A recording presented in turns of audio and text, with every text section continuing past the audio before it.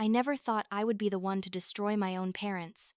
But when I found my 6-year-old son Ethan lying in his bed with bruises covering half his face, his tiny body trembling as he whispered through tears that he was sorry for making them angry, something inside me shattered and rebuilt itself into something they should have feared all along. That night changed everything. The night I came home from my shift at the diner at 2 in the morning, exhausted to my bones, expecting to find my son safe in the home where I had grown up. The home where my parents Robert and Eleanor had promised to watch him while I worked nights to keep us fed. Instead, I walked into a nightmare that had been hiding in plain sight. Before I go further into what happened that night and everything that came after, I need you to do something for me. If this story resonates with you, if you have ever felt trapped or powerless or like no one would believe you, please hit that like button. Subscribe to this channel because I share these stories to help others find their strength. And comment below. Tell me your thoughts. Tell me if you have ever had to make an impossible choice to protect someone you love. Your engagement helps these stories reach people who need to hear them. Now let me take you back to where it all began. I was 24 when I got pregnant with Ethan. His father, Marcus, was a guy I had been dating for 8 months. We met at a community college where I was taking night classes, trying to build something better than what I had grown up with. Marcus seemed different from the men in my hometown. He read poetry. He talked about traveling the world. He made me feel like maybe, just maybe, I could be someone other than Robert and Eleanor Sterling's disappointment of a daughter. When I told Marcus I was pregnant, he looked at me like I had confessed to a crime. He said he needed to clear his head and walked out. That was the last time I saw him. Within a week, he had moved out of state. When I went to his mother's house in desperation, she told me through a cracked door that her son had made a mistake and I should not ruin his life over it. I sat alone in my apartment doing the math. $9 an hour at a part-time grocery job. $600 rent. $1,200 in savings. No degree. No partner. No family I could count on. The logical voice in my head, the one that sounded like my mother, told me to consider my options. But another voice, quieter but stronger, kept imagining tiny fingers and a face with my eyes. Despite the fear, I wanted this baby. I wanted to give someone the love I had never received. So I called my parents. Robert and Eleanor Sterling were pillars of our small town of Millbrook. Dad owned Sterling Construction. Mom volunteered at the library. They had a perfect house on Maple Street and sat in the third pew at church every Sunday. What no one saw was what happened behind closed doors. I grew up learning that love was conditional. My father used the word discipline like a shield for everything he did. Discipline for a B grade. Discipline for a dish in the sink. Discipline for crying when it hurt. My mother never hit me, but her words cut deeper. When I brought home a painting in 3rd grade, proud of my work, she glanced at it and said, "Well, I suppose we cannot all be artists." When I made the volleyball team, she said, "Just do not let it distract you. You will need good grades, since you do not have your sister's intelligence." My sister Lauren was the golden child. Beautiful, smart, successful. She became a doctor, married a doctor, had perfect children in California. I was the backup, the disappointment they were stuck with. When I told them about the pregnancy, my father's voice went cold. "Come home. Sarah, we need to discuss this in person." That Saturday, I sat on the edge of their pristine couch while they faced me from matching recliners like judges. "You have made a mess of your life," my father said. "This is what happens when you reject our guidance." "Your sister was married when she had children," my mother added. "In a stable home, you could not manage that basic level of responsibility." I tried to explain about Marcus leaving, but Dad cut me off. "We do not care about excuses. You cannot raise a child alone. You have 2 choices. Terminate the pregnancy, and we will help you get back on track. Or have the baby and give it up for adoption to a family that can actually provide for it." My hands clenched until my nails dug into my palms. "No," I said, voice shaking. "I am keeping my baby." Silence filled the room. My father leaned forward. "Then you will do it alone. Do not come crying to us when you are living in your car." I stood to leave, my dignity in pieces, but my decision made. My hand was on the doorknob when my mother spoke again. "Wait." I turned, She was looking at my father, some unspoken communication passing between them. Then she looked back at me. "There is a third option," she said slowly. "You can come home. Live here. We will help you with the baby. But there will be rules. Sarah. Strict rules. This is our house. If you are going to live under our roof with a child, you will do things our way." I should have run. I should have kept walking out that door and figured it out on my own. But I was so tired. So scared. So desperately in need of someone to tell me it would be okay. So I nodded. The first few months were not terrible. I moved into my old bedroom. The one with the faded floral wallpaper and the twin bed I had slept in since I was 8. My parents largely ignored me, which was a relief. I got a job waitressing at Rosie's Diner, working evening shifts that paid better tips. I saved every penny I could, creating a mental plan that after the baby was born and I recovered, after I saved enough, I would find my own place. Ethan came into the world on October 15th during a thunderstorm that knocked out power to half the county. I labored for 14 hours. My mother sitting in the corner of the hospital room, reading a magazine, barely looking up. My father did not come at all. Said hospitals made him uncomfortable. When Ethan finally arrived, screaming and perfect and utterly mine, the nurse placed him on my chest and I fell in love in a way I did not know was possible.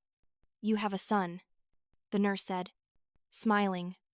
"I have a son," I repeated, the words feeling magical. My mother's response, when she finally came over to look at him, was, "He is very small. You need to make sure he eats enough." Those first weeks were a blur of sleepless nights and endless feedings and learning how to be a mother to this tiny person who depended on me completely. My parents helped in practical ways. They watched Ethan when I had to go back to work. They paid for diapers when I came up short. But there was no warmth in it. No joy. They treated Ethan like an obligation, a burden they had taken on because of my failure. As Ethan grew from an infant to a toddler, I started noticing things. The way my father's jaw would tighten when Ethan cried. The way my mother would roughly yank Ethan's arm when he was moving too slow. The harsh words, "He is too loud. Sarah, control your child. Why is he always so messy? Can you not teach him to behave?" I tried to protect him. I really did. I would swoop in when I heard their voices getting sharp, would take Ethan to our room.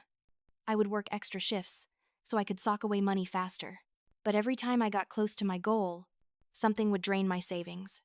My car needed new tires. Ethan got sick and needed medicine. My hours got cut at the diner when business was slow. The first time I saw my father grab Ethan hard enough to leave marks was when Ethan was 3. He had knocked over a glass of juice at dinner. An accident. The kind of thing that happens with toddlers, before I could even react. My father had reached over and grabbed Ethan's wrist. Squeezing. His face dark with anger. "Clumsy," he hissed. "Pay attention to what you are doing." Ethan started crying, and I got up so fast my chair fell over. "Dad, let him go. He is 3 years old." My father released Ethan's wrist, but turned that anger on me. "And whose fault is that?" "Yours. You are raising him to be careless, to be sloppy. Just like you." I took Ethan to our room and held him until he stopped crying. That night, I looked at apartments online for 2 hours, knowing I still did not have enough saved but desperate to find a way out. The incidents increased as Ethan got older. My father's temper grew shorter. My mother's words grew sharper. They criticized everything. The way Ethan spoke, the way he played, the fact that he liked to draw instead of play with trucks. "You are raising him to be weak," my father would say. "He needs a firm hand." When Ethan was 4, I started keeping a journal. I wrote down every harsh word, every grabbed arm, every time one of them made Ethan cry. I took pictures when there were visible marks, storing them in a hidden folder on my phone. I did not know what I was going to do with this evidence, but some instinct told me I needed it. I also started reaching out to people. I reconnected with Maria, a girl I had been friends with in high school who had moved to the city an hour away. We started texting regularly, then meeting for coffee when I could get away. I did not tell her everything at first. Just enough. Just that living with my parents was hard, that I was trying to save money to leave. Maria was doing well for herself. She worked in marketing, had her own apartment, seemed to have her life together in a way I envied. But she never made me feel less than. She would listen when I needed to talk. She would offer advice without judgment. And slowly, I started to believe that maybe there was a way out. Ethan started kindergarten that fall. His teacher, Mrs. Patterson, was a kind woman with gray hair and gentle eyes. At the first parent-teacher conference, she pulled me aside. "Ethan is a wonderful boy," she said. "Creative, smart, empathetic. But I have noticed he seems anxious. He apologizes constantly, even when he has done nothing wrong. Has anything happened at home that might be causing stress?" I opened my mouth to lie, the way I had been lying for years, to say everything was fine, but looking at her concerned face, I found myself saying, "He lives with my parents and they are very strict. Sometimes I think it is too much for him." She gave me a long look. "If you ever need resources, Sarah, there are people who can help. Please do not hesitate to reach out." I nodded, took the pamphlets she offered about family services and parenting support groups, and shoved them in my purse where my parents would not see them. Things came to a head the week of Ethan's 6th birthday. I had been planning a small party, just Maria coming over with a cake and some presents, but my parents decided that was too extravagant. 6 is too young to remember a party anyway. My mother said, "You are wasting money." I was so tired of being told what I could and could not do for my own son. For once, I pushed back. "It is his birthday." "Mom, every kid deserves a birthday party." The argument escalated. My father got involved. Voices were raised. In the end, they forbade me from having anyone over. Their house, their rules. If I did not like it, I could leave. But I could not leave. Not yet. I still did not have enough saved. So I canceled with Maria. Told Ethan we would do something special, just the two of us later, and watched as my son tried to hide his disappointment. On his actual birthday, which fell on a Wednesday, I took off work. I spent the day with Ethan, took him to the park. I bought him a small toy with tip money I had hidden away, made his favorite dinner. My parents barely acknowledged him. My father worked late. My mother gave him a card with $10 in it and told him to save it. Not waste it on junk. That night, after Ethan was asleep, I sat in bed and looked at my bank account. I had almost $3,000 saved. It was not enough for first month, last month, deposit, and moving costs in most places. But I started seriously looking anyway. I searched for rooms for rent and for studio apartments in cheaper areas, for anything that might work. I was looking at a listing for a room in a house an hour away when my phone rang. It was my manager at the diner, asking if I could cover the overnight shift. Someone had called in sick. It was time and a half pay. I needed the money desperately. I said yes. Before I left, I went into Ethan's room. He was sleeping peacefully, his brown hair messy on the pillow, his teddy bear tucked under his arm. I kissed his forehead. He did not wake up. "I love you," I whispered. "I will be back before you wake up." Downstairs, my parents were watching television. "I am covering a shift tonight," I told them. "I will be back around 2 in the morning." My mother did not look away from the screen. "Fine. We have him." That should have been comforting. It was not. There was something in the air that night, a tension I could not name. I almost called the diner back and said I could not come. But I needed the money. I needed every extra dollar I could get. So I grabbed my keys and left. The shift was brutal. The overnight crowd at a diner is a special kind of exhausting. Drunk people needing coffee and fries. Truckers on long hauls. Insomniacs with nowhere else to go. I poured coffee until my hands shook from caffeine exposure. I smiled and made small talk and counted down the hours until I could go home. When my shift ended at 1:45, I was so tired I could barely see straight. I drove home on autopilot, my body aching, my mind already planning how I would shower quietly and collapse into bed. I pulled into the driveway at 2:13 in the morning. The house was dark, except for the blue glow of the television in the living room. I let myself in through the front door as quietly as possible, kicked off my shoes, and set my purse down. The house had that particular quality of silence that made my skin prickle. Not peaceful. Waiting. I went straight to Ethan's room. The way I always did. His door was cracked open about 3 inches. I pushed it wider, letting the hallway light spill across his bed. And that is when I saw him. My 6-year-old son, lying on his side, his teddy bear clutched to his chest, and covering the left side of his face, spreading from his cheek up to his temple, were bruises. Dark purple bruises. His lip was split, a thin line of dried blood visible even in the dim light. There were marks on his neck that looked like fingerprints. His right arm, visible above his blanket, had red marks that were already starting to darken. The world stopped. Time stopped. My brain could not process what I was seeing because if I processed it, if I let myself understand what had happened to my baby while I was gone, I would shatter into a million pieces. I moved on instinct. I walked to his bedside. My hand was shaking as I reached out to touch his face, to confirm this was real. The moment my fingers made contact with his cheek, his eyes flew open. And the look in those eyes, the absolute terror. He flinched away from me like I was going to hit him, curled into a tighter ball, started crying. These awful, silent sobs where he was clearly trying not to make noise. "Mommy?" He choked out. "I am sorry. I am so sorry. I did not mean to. I promise. Please do not be mad at me." Every word was a knife in my heart. "I am not mad. Baby," I whispered, forcing my voice to stay calm even though I was screaming inside. "I am not mad. Can you tell me what happened? Can you tell Mommy what happened?" He was shaking now, full body tremors. "I wet the bed," he whispered, his voice so small, I had to lean in to hear. "I was having a bad dream and I woke up and I was wet and I tried to clean it up before anyone saw, but Grandma came in to check on me and she saw and she was so angry. Mommy," she called Grandpa, and he was angry too. My vision was starting to go red at the edges. "What did they do?" "Ethan." The words came out in a rush, tumbling over each other. Grandpa pulled me out of bed, and he yelled at me that I am too old to wet the bed like a baby, that I should be ashamed, that I need to learn to be a man. And then he hit me, Mommy. It hit me a lot.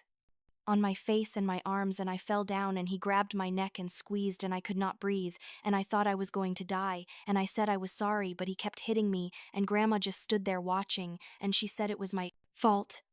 She said, "You are too soft on me, and that is why I am bad. That is why I wet the bed. Because you do not teach me right." And then they made me clean everything up, and Grandpa said if I ever tell you, he will do worse. He will teach me a real lesson. But I did not mean to tell. I promise. It just hurt so much and I am sorry. I am so sorry. Please do not let him hurt me again.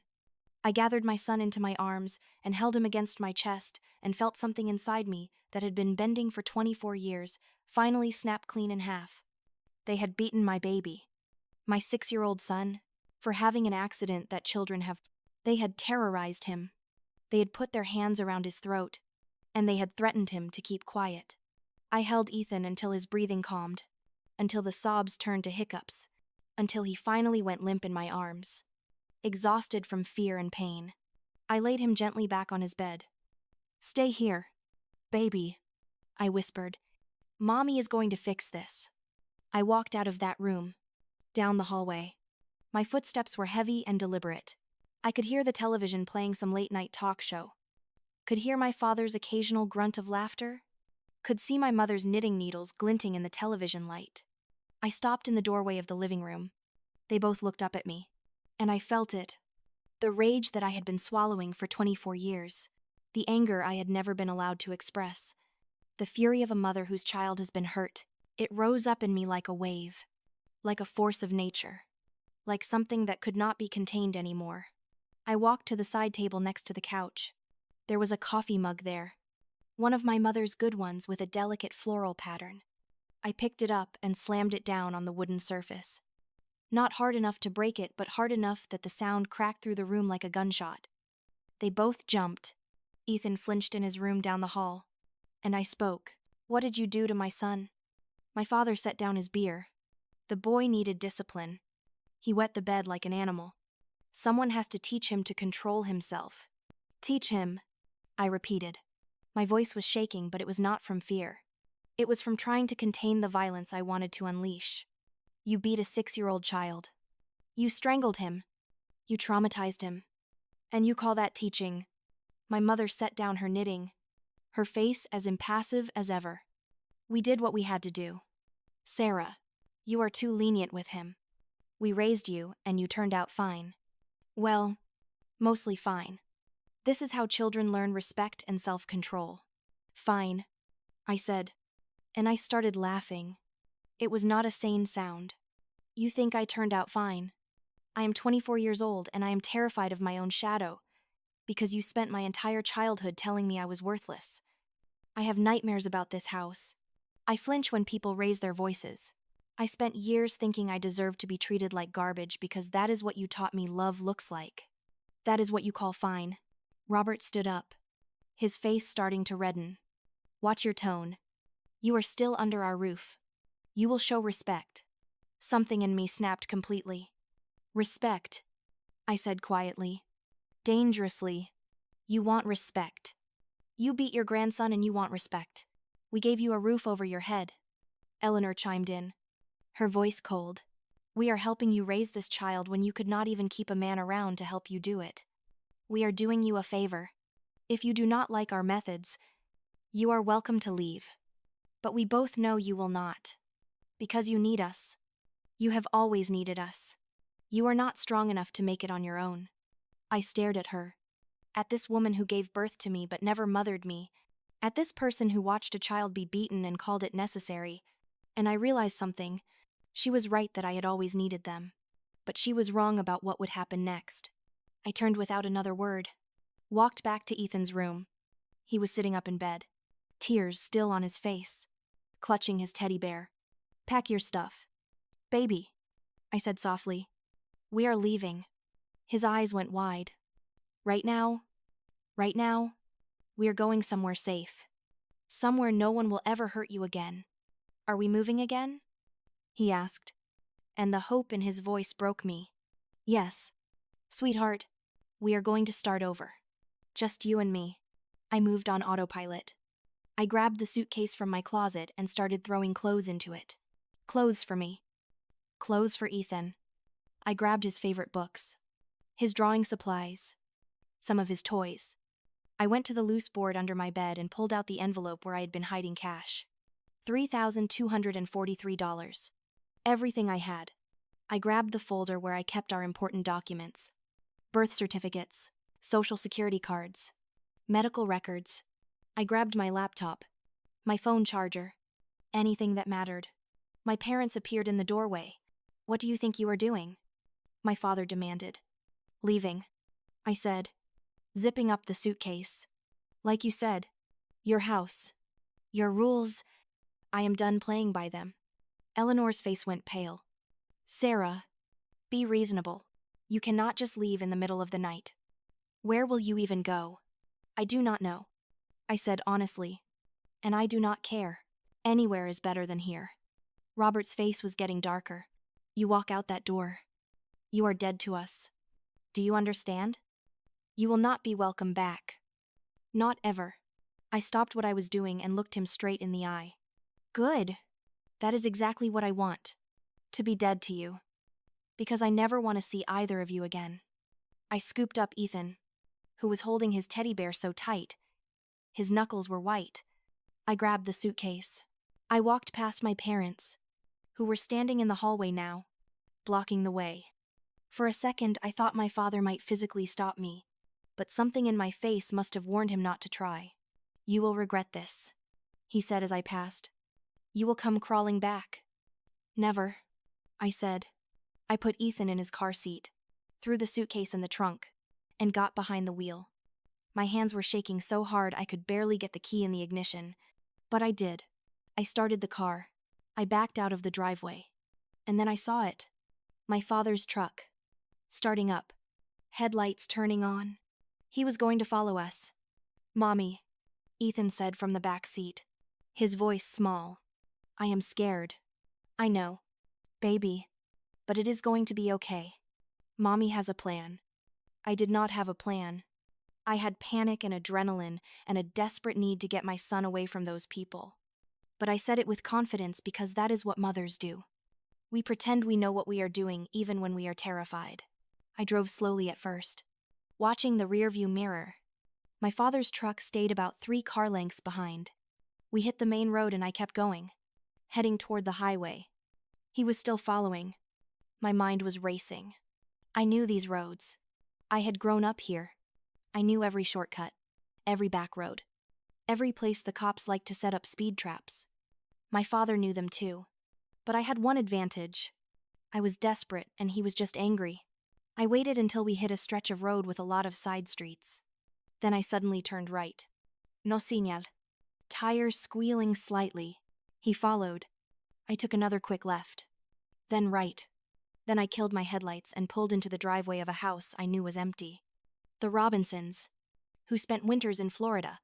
I watched in the mirror, my heart pounding so hard I could hear it in my ears. My father's truck drove past, moving fast, looking for us.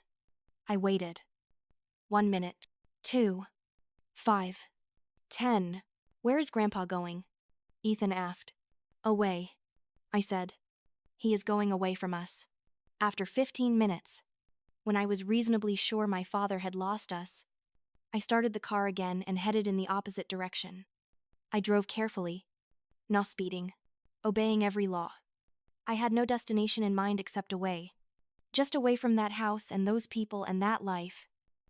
Ethan fell asleep in the back seat within 20 minutes.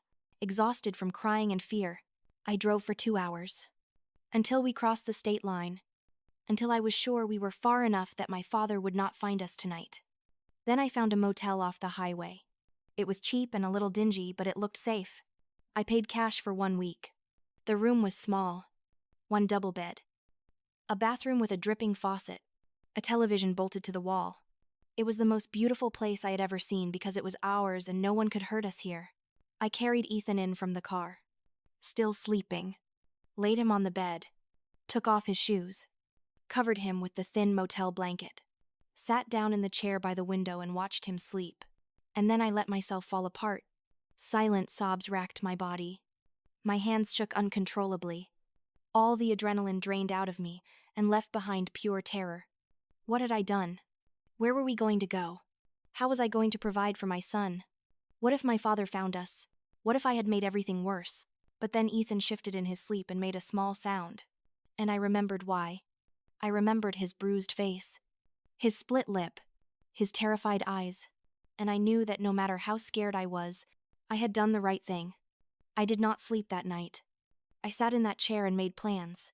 I texted Maria. I need help. Can you call me in the morning? Please. She responded within minutes. Of course. Are you okay?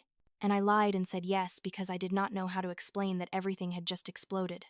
When the sun came up, Ethan woke up. He looked around the unfamiliar room, confused for a moment, and then his eyes found me. Mommy. Hey, baby, I said. I'm going to sit on the edge of the bed. How are you feeling? He touched his face gingerly, wincing. It hurts. I know. We are going to get you some medicine to help with the pain. And we are going to make sure you are safe. No one is ever going to hurt you like that again. Promisey, he whispered. Promisey, I said, and meant it with every fiber of my being. My phone rang at 8 in the morning. Maria. I stepped into the bathroom so Ethan would not hear and answered. Sarah. What is going on? She said immediately. Are you okay? And I told her. Everything. The words poured out of me like a dam breaking. I told her about the years of abuse. About last night. About Ethan's bruises. About running. When I finished, there was a long silence on the other end of the line. Oh my God. Sarah, Maria finally said, her voice thick with emotion. Why did you never tell me how bad it was? I do not know. Shame. I guess. Fear. I thought maybe it was normal. I thought maybe I deserved it. No one deserves that. Jesus. Sarah. Okay. Okay. Listen to me. You need to document everything. Take pictures of Ethan's bruises. Write down everything that happened. Everything you can remember from over the years. And then you need to report this. To who? The police. My parents know everyone in that town. Who is going to believe me? You have to try. For Ethan, this is not just about you anymore. They assaulted a child. That is a crime. A serious one. Please. Sarah, let me help you. I have a friend who works for Child Protective Services. Let me make some calls. I was scared. Terrified, actually. But I said okay. The next few days were surreal. Maria came to visit, bringing food and supplies, and her friend from CPS, a woman named Janet, who was kind but thorough. She took pictures of Ethan's injuries. She interviewed him gently, letting him explain in his own words what had happened. She interviewed me. She gave me resources, phone numbers, advice. Report it officially, she said. What your parents did is felony assault and child abuse. They need to face consequences. But I was paralyzed with fear. These were my parents. Despite everything, despite the abuse, they were still my parents. Some small, damaged part of me still wanted their approval. I still felt guilty for leaving, and I was terrified of what would happen if I went to war with them. They had money. They had connections. I had nothing. Maria sat with me in that motel room and held my hand. You have the truth, she said, and you have evidence. And most importantly, you have the right to protect your son. They do not get to hurt him and walk away. 2 days after we left, my mother called. I almost did not answer, but some sick curiosity made me pick up. Sarah, she said, her voice cold as ever. Your father and I have discussed the situation. We are willing to overlook your dramatic exit if you come back and we can discuss things rationally. Overlook it, I repeated, almost laughing. You beat my son unconscious and you want to overlook my dramatic exit. We disciplined him. There is a difference. No, there is not. What you did is called assault. It is called child abuse. And I am never bringing Ethan near you again. You are being hysterical, she said. This is exactly why you need our guidance. You are too emotional, too unstable. If you do not bring Ethan back, we will be forced to take legal action. We will report you for parental kidnapping. The threat hit me like ice water. For kidnapping my own son, he was in our care. You removed him without permission. That could be construed as kidnapping. I hung up. My hands were shaking again. Maria looked at me. What did she say? I told her. She immediately got on the phone with Janet. Within an hour, Janet was back with advice. File a report first. Establish the abuse. Then they cannot claim kidnapping because you were protecting your child from danger. So I did it. I went to the police station in the small town where we were staying. I brought all my documentation. The photos. The written accounts. Ethan's statements. And I filed a formal report against Robert and Eleanor Sterling for child abuse, assault, and terroristic threats. The officer who took my report was a middle-aged woman named Officer Hernandez. She looked at the photos of Ethan's face, and her jaw tightened. This is bad, she said quietly. This is really bad. How old is your son? 6, I whispered. She looked up at me. And they did this because he wet the bed. I nodded, tears starting to fall. They said he needed to learn to be a man. Officer Hernandez closed the folder. She stood up. Ma'am, I need to make some calls. This is going to go to our detective unit and likely to the prosecutor. Are you prepared for what that means? This will not be quick or easy. I know, but I have to do it. For my son. Good, she said. Because those people should never be around children again. The case was assigned to a detective named Marcus Miller. Not Marcus like Ethan's father, but Detective Miller was a completely different kind of man. He was in his 50s, with graying hair and tired eyes that had seen too much. When he came to interview me 3 days later, he brought coffee and pastries and sat down across from me like we were old friends. Mrs. Sterling, he started, and I cut him off. Miss, I am not married. Miss Sterling, he corrected. I have reviewed your case. I have looked at the evidence, and I want you to know that I believe you. I believe your son, and I am going to do everything in my power to make sure your parents are held accountable. Relief flooded through me. Thank you, I managed to say. He leaned forward. But I need you to understand something. This is going to get ugly. Your parents have already hired a lawyer. They are telling people in your hometown that you are mentally unstable, that you have kidnapped their grandson, that you are making false accusations. They are going to fight this. Let them fight, I said, surprised by the strength in my own voice. I have the truth. Truth does not always win in court, he said bluntly. But it helps. And your evidence is strong. The medical documentation, the photographs, your son's testimony, the fact that you have years of journaling, it all paints a very clear picture. Over the next week, I found us a small apartment in a town, 2 states away from where I grew up. It was tiny, just 1 bedroom, but it was ours. I enrolled Ethan in a new school. I found a job at another diner. We started building a life. While Ethan and I built our new life, Detective Miller was building a case. He called me every few days with updates, his voice steady and reassuring. We found your 3rd grade teacher. She remembers bruises on your arms that you said came from falling. We talked to the Hendersons next door. They heard screaming coming from your house more times than they could count. Each call was another brick in the wall of evidence.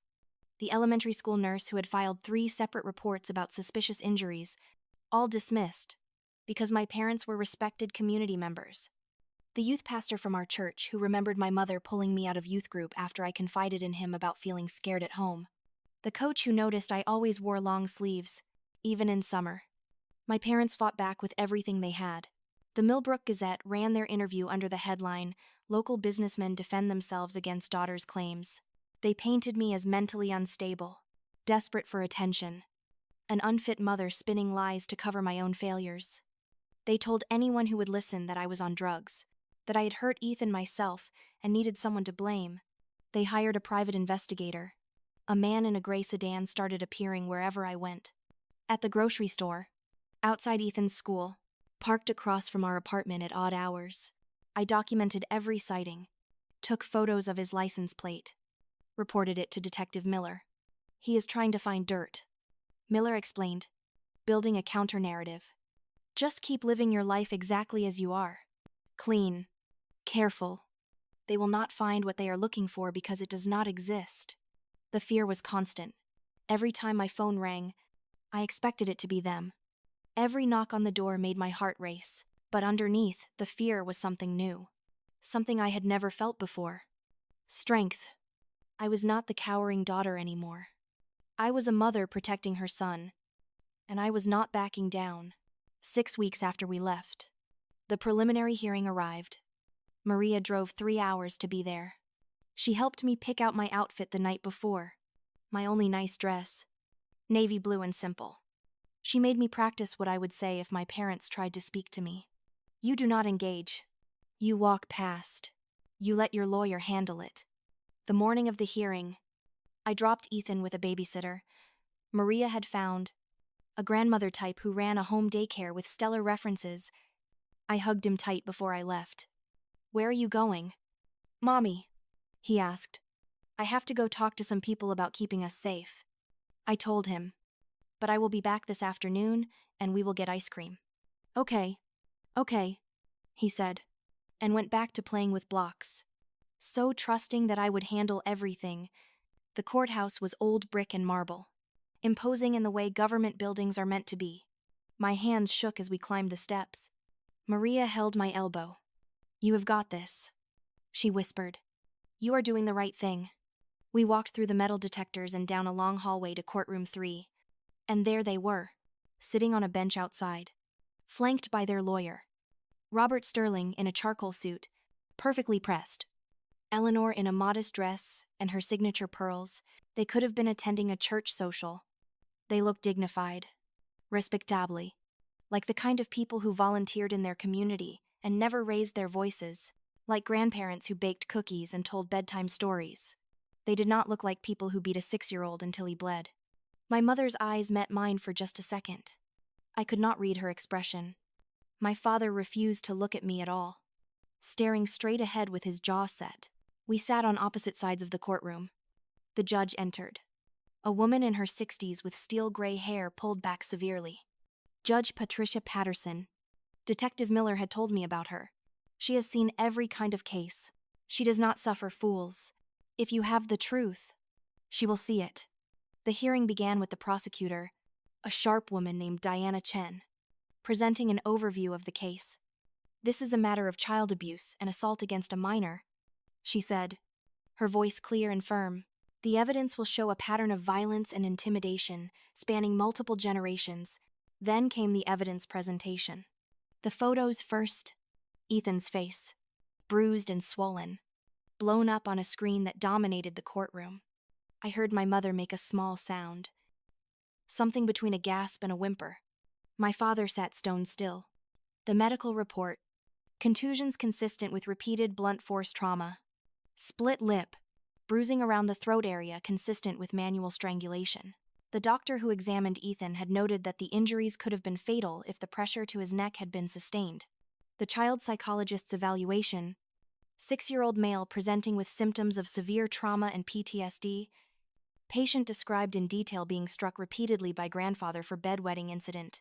Patient demonstrated extreme fear response when discussing grandfather. Patient drew pictures depicting violence. My journals, page after page of my handwriting, documenting years of abuse. Detective Miller had gone through every entry, highlighting the relevant passages. Dad grabbed my arm so hard today it left fingerprints. I was 12. Mom told me I was worthless, that I would never amount to anything. I was 15. Dad backhanded me across the face for talking back. I was 17. Then it was my turn to testify. I walked to the stand, my legs feeling disconnected from my body. I swore on the Bible to tell the truth, and then I told it. The prosecutor guided me through my childhood. Tell us about discipline in your household. Miss Sterling. I described the fear that had colored my entire childhood, the walking on eggshells, the impossible standards, the casual cruelty disguised as parenting. I described specific incidents: the time my father threw me against a wall for getting a B on a test, the time my mother made me stand in the corner for 3 hours because I had laughed too loud at dinner. And then I described that night, coming home from work, finding Ethan, his words: I wet the bed and Grandpa hit me a lot and I thought I was going to die. My voice broke only once, when I described the look in my son's eyes when he woke up and saw me, the terror of a child who thought he was about to be punished again. Then came the cross-examination. My parents' lawyer was a man in his 50s named Charles Whitmore, with slicked back hair and an expensive suit. He smiled at me like we were friends. Miss Sterling, you have had a difficult relationship with your parents for many years. Correct. Yes. And you have struggled financially. Is that fair to say? Yes. And the father of your child abandoned you? Yes. So you moved back in with your parents out of necessity. I had nowhere else to go, and they provided for you and your son for 6 years. They gave us a place to live. Whitmore paced in front of the stand. Is it not true? Miss Sterling, that you have struggled with your mental health, that you have been under significant stress? I have been stressed. Yes, because I was living in an abusive household. Or, he said, his voice taking on a sharper edge, because you were an overwhelmed single mother who made a tragic mistake one night and now needs someone to blame. I stared at him. I did not hurt my son. But you do have a history of exaggerating, do you not? Of being dramatic. Your parents describe you as emotionally unstable. My parents describe me that way, because that is how they have controlled me my entire life. I said, my voice steady now, by making me question my own reality, by telling me I am too sensitive, too dramatic, that I imagine things. That is what abusers do. Whitmore tried several more approaches, suggested I was lying for attention, implied that maybe Ethan had gotten hurt some other way, and I was blaming my parents. Brought up Marcus abandoning us as proof. I made poor decisions and could not be trusted. But I did not break. I answered every question calmly. I stuck to the truth. When he finally sat down, Detective Miller was called to testify. He presented his findings methodically. The neighbors who had reported hearing screaming, the school officials who had filed concerns, the pattern of behavior going back decades. We also located 3 other families in Millbrook, he testified, who suspected abuse, but were too intimidated by the Sterling's community standing to report it. One woman, Mrs. Helen Garcia, said she once saw Mr. Perplatist. Sterling grab his daughter Sarah by the hair and drag her to their car after church. She said Sarah was maybe 13 at the time. She said she almost called the police, but talked herself out of it because she thought no one would believe her. Then came the defense witnesses. My parents took the stand together. Though they testified separately, my father went first. He denied everything. Said he had never struck me beyond reasonable discipline. Said the night with Ethan had been blown out of proportion. The boy had wet the bed. He admitted. I raised my voice. I may have grabbed his arm more firmly than I should have. But I did not beat him. His mother is exaggerating, as she always does. What about the bruises? Ms. Chen asked on cross-examination. The split lip, the marks on his throat. The boy is clumsy, my father said. He probably fell. Or perhaps his mother caused those injuries herself. My mother's testimony was colder. She admitted to being present when my father disciplined Ethan, but claimed it was just a firm talking to. Sarah has always been dramatic, she said, her voice flat. She was a difficult child who resisted our attempts to raise her properly. Now she is a struggling mother looking for someone to blame for her own inadequacies. When she said that, I felt Maria's hand find mine. I squeezed it. After all the testimony, the evidence, the back and forth, Judge Patterson called for a brief recess. 30 minutes that felt like hours. Maria and I sat in the hallway. Detective Miller joined us. Bought us terrible courthouse coffee. Whatever happens, you did the right thing, he said. You protected your son. The bailiff called us back in. We filed into the courtroom. Judge Patterson returned to her bench. She looked at the papers in front of her, then looked up at the room. I have reviewed all the evidence presented today, she said. I have listened to the testimony. I have examined the medical records, the photographs, and the documentation spanning several years. And I have reached a decision. The courtroom was so quiet I could hear my own heartbeat. Based on the evidence presented, I am issuing an immediate protective order. Robert and Eleanor Sterling are hereby prohibited from having any contact, direct or indirect, with the minor child Ethan Sterling. They are prohibited from contacting Sarah Sterling, except through legal counsel. Furthermore, I am referring this case to the district attorney for criminal prosecution. The evidence of child abuse and assault is substantial and credible. This court will reconvene for a full criminal trial. She banged her gavel. The sound was final. My mother's face drained of all color. My father stood up abruptly, his chair scraping loud against the floor. His lawyer grabbed his arm, hissing something in his ear. My father shook him off but sat back down, his face purple with rage. We filed out of the courtroom. I felt lightheaded, like I might float away. Maria was crying happy tears, hugging me. Detective Miller shook me hand. You did good, kid. We were halfway down the courthouse steps when I heard my father's voice behind me. Sarah! I stopped, turned. He was standing at the top of the steps, his lawyer frantically trying to pull him back, telling him to stop talking. But Robert Sterling had never been good at listening to people telling him what to do. You are destroying us, he said, his voice shaking with fury. You ungrateful little bitch. After everything we did for you. We gave you a home. We raised you.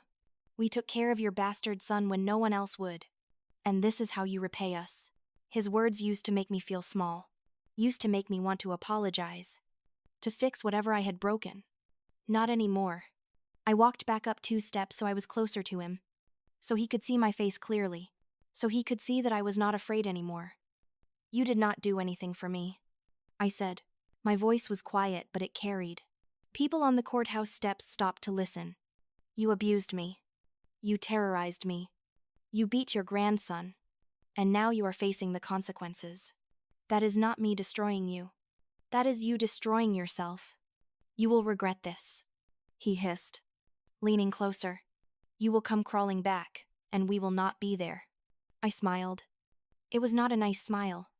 No, I said. I will not. Because I am not that scared little girl anymore. And you know what the best part is? I did not even have to destroy you. I just had to tell the truth and let you destroy yourselves. You taught me that actions have consequences. Remember. So now you get to learn that lesson too. Security was coming up the steps now. My father's lawyer finally succeeded in pulling him back. But not before I saw the look on his face. The realization that he had lost. That his perfect reputation was shattered.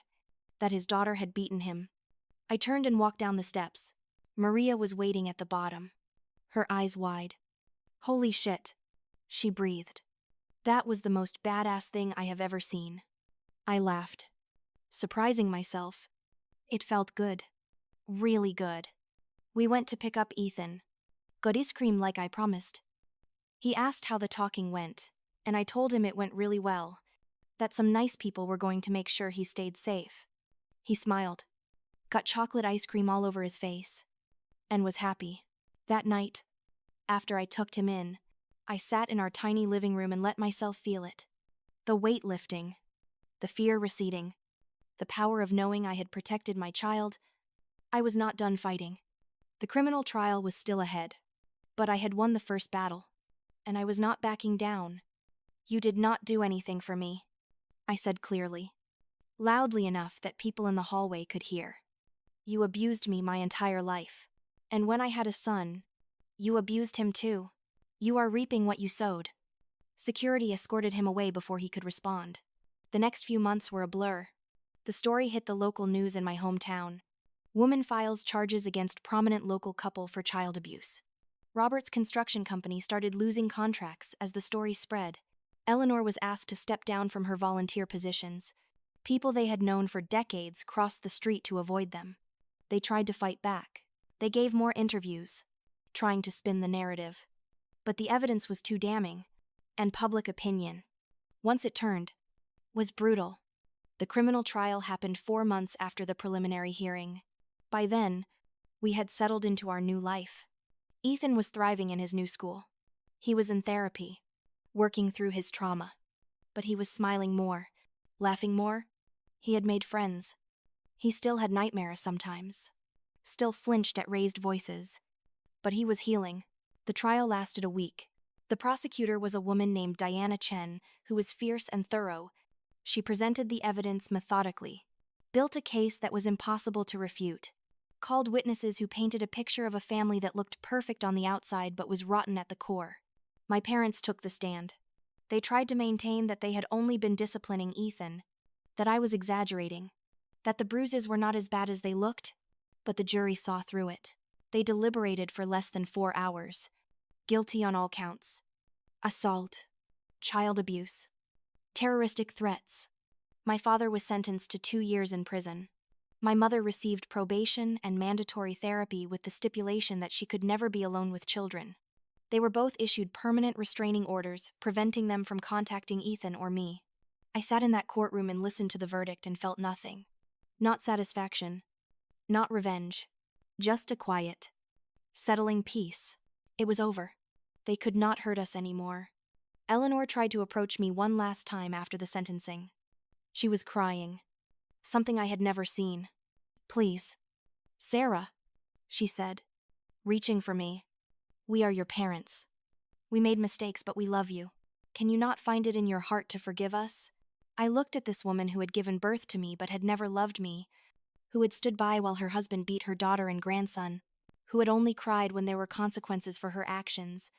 "No," I said simply. "You taught me that actions have consequences. That pain is how people learn. So learn. Learn what it feels like to lose everything because of your choices." I walked away. I did not look back. 2 years have passed since that night. I carried Ethan out of my parents' house. He is 8 now, thriving in school, in therapy to work through his trauma, but making incredible progress. The bruises faded. The nightmares became less frequent. He smiles easily now, laughs loud, gets muddy playing in our tiny yard. Last month, we planted a tree together in front of our apartment building. A small maple that will grow taller than both of us someday. Ethan wanted to name it Buddy. I told him that was perfect. I am not the same person I was 2 years ago. I stand taller now. I speak up when something is not right. I have learned that protecting my son means protecting myself too. That we both deserve safety and love, without conditions. I am back in school. taking online classes to become a paralegal. Detective Miller wrote me a recommendation letter. Sometimes I wonder if my parents have changed, if they have learned anything. I heard through the grapevine that they moved to a different state, that Robert got out of prison early for good behavior. I do not know where they are and I do not care. They made their choices. I made mine. Every night, I tuck Ethan into bed and he hugs his teddy bear, the same one he clutched that terrible night. But now when he looks at me, there is no fear in his eyes. Just love. Just trust.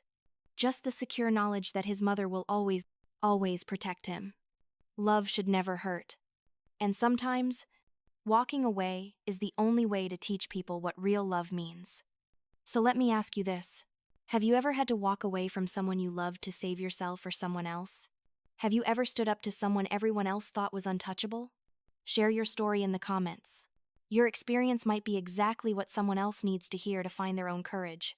And if this story moved you, hit that like button and subscribe, because there are so many more stories of survival and strength to share.